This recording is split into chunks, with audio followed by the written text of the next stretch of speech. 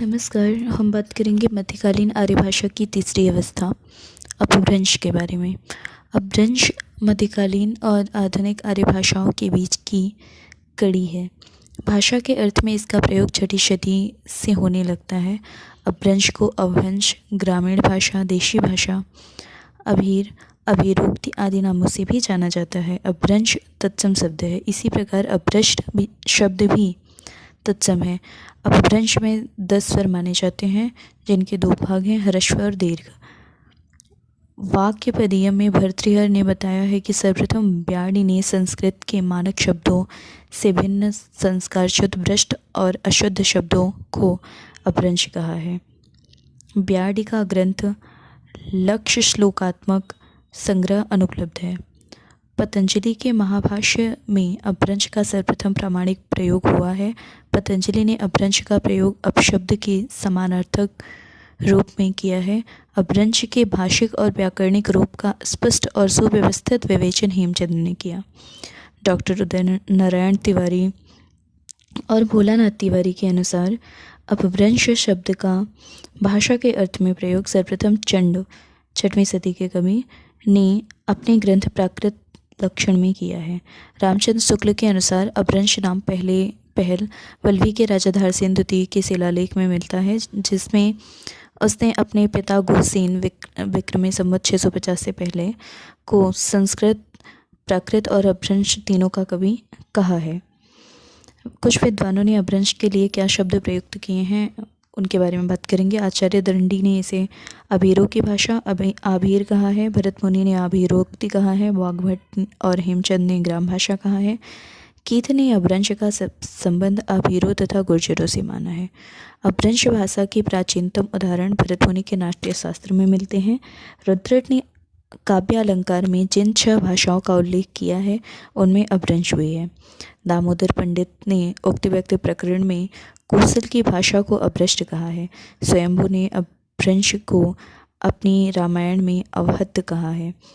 Grierson, पिशेल, Bhandarkar, Chatterjee, वुलनर आदि विद्वानों ने अपभ्रंश को देशभाषा माना है, जबकि कीथ, याकूबी, जूल ब्लाक, अल्सडार्फ आदि विद्वानों ने अपभ्रंश को देशभाषा नहीं माना है। महाकवि कालिदास की कृति विक्रमोर्वशीयम के 4th अंक में अपभ्रंश के कुछ छंद मिलते हैं। विष्णु धर्मोत्तर पुराण में अपभ्रंश शब्द के लिए अपभ्रष्ट शब्द का उपयोग किया जाता है। मध्यदेशीय या शौशनी अपभ्रंश को उस समय की परिनिष्ठित भाषा माना गया है। सिद्धों की अपभ्रंश रचनाओं का संपादन हरप्रसाद शास्त्री ने किया। अपभ्रंश के भेदों के बारे में विवाद की स्थिति सर्वाधिक देखने को मिलती है।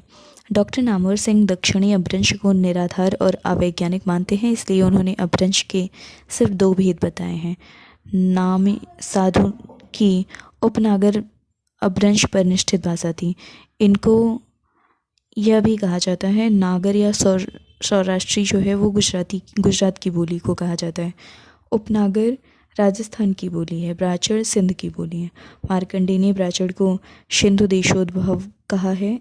भाषा शास्त्रीय दृष्टि से पैशाची पर दरद का प्रभाव है। वररुचि पैशाची का आधार संस्कृत को मानते हैं। मार्कंडेय पैशाची के 3 भेदों का उल्लेख करते हैं, कैके, पांचाल और शौशेनी।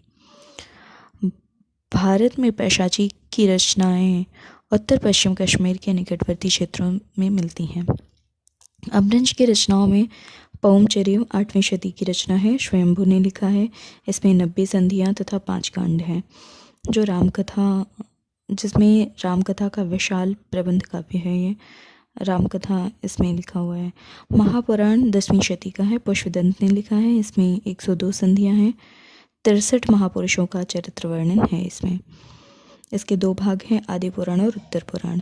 पौराणिक गाथाओं की जानकारी के लिए अपभ्रंश का सबसे बड़ा ग्रंथ 63 महापुरुष गुणालंकार है। धनपाल द्वारा रचित भविष्यत कहा अपभ्रंश का पहला प्रबंध काव्य है। अपभ्रंश साहित्य का पहला संपादक डॉक्टर रिचर्ड पिशेल को माना जाता है। डॉक्टर हरदेव बाहरी ने 7वीं शती से 11वीं शती तक के समय को अपभ्रंश का स्वर्णकाल कहा है। अपभ्रंश का सबसे बड़ा व्याकरण हेमचंद को कहा जाता है। राम शर्मा और मार्कंडेय ने प्राच्य को अपभ्रंश के वेद के रूप में माना है। डॉक्टर सुनीत कुमार चटर्जी और धीरेन्द्र वर्मा ने अपभ्रंश को भारतीय आर्य भाषाओं के विकास की एक स्थिति माना है। इनके अनुसार 6वीं से 11वीं शती तक प्रत्येक प्राकृत का अपना अपभ्रंश रूप रहा होगा। धीरेन्द्र वर्मा ने यह भी माना कि प्रत्येक प्राकृत की एक अपभ्रंश रही होगी।